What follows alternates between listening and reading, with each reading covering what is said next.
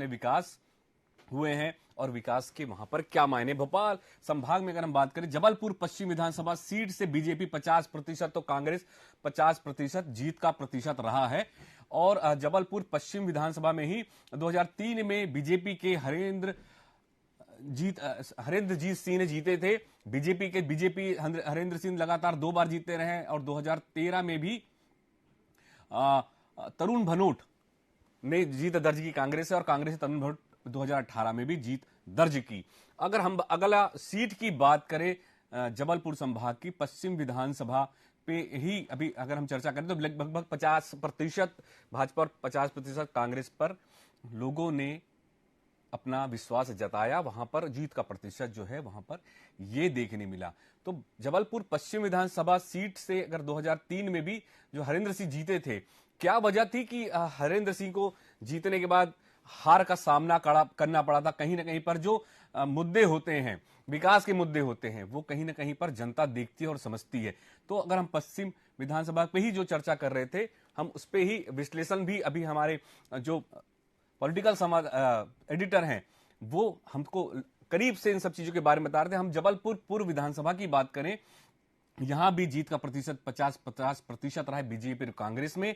2003 में पंडित सिंह धुर्वे ने जीता था बीजेपी, कांग्रेस ने 2008 में, और उसके बाद 2008 में लखन घनौरिया जीते, कांग्रेस से जीते थे 2008 में। 2013 में बीजेपी की आंचल सोनकर जीती थी और लखन घनौरिया जी फिर से 2018 में कांग्रेस से जीत दर्ज किया था जबलपुर पूर्व विधानसभा से। तो ये जबलपुर के हम तमाम जो 8 सीटें हैं जिस पर आकलन कर रहे हैं, समीक्षा कर रहे हैं विषय पे कि आखिर जीत और हार के मायने क्या हैं। वहीं अगर हम जबलपुर उत्तर विधानसभा की बात करें तो 75% बीजेपी को, कांग्रेस को 25% जो है जीत का प्रतिशत वहां देखने को मिल रहा है। 2003 में बात करें बीजेपी के ओम प्रकाश धुर्वे, 2008 में शरद जैन बीजेपी के, और बीजेपी की शरद जैन फिर से जीते। उसके बाद कांग्रेस ने 2018 में विनय कुमार सक्सेना को टिकट दिया और उन्हें जीत दर्ज की।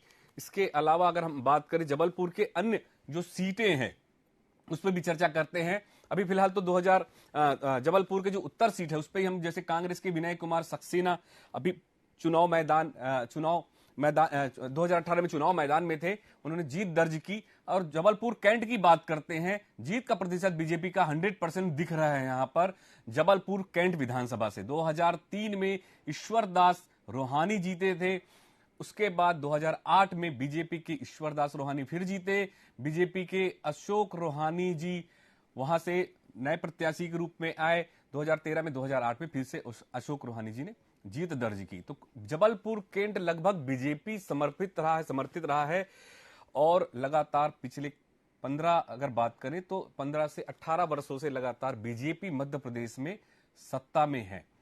निश्चित रूप से एक बड़ा फैक्टर होता है जीत की भी। तो जितने ज्यादा विधायक होंगे उतने ज्यादा सरकार के बनने के चांसेस होते हैं, और चांस बनते हैं और होते भी हैं। और हमारे साथ सीधे हमारे संवाददाता जबलपुर से अमित पांडे जी जुड़े हुए हैं। अमित जी,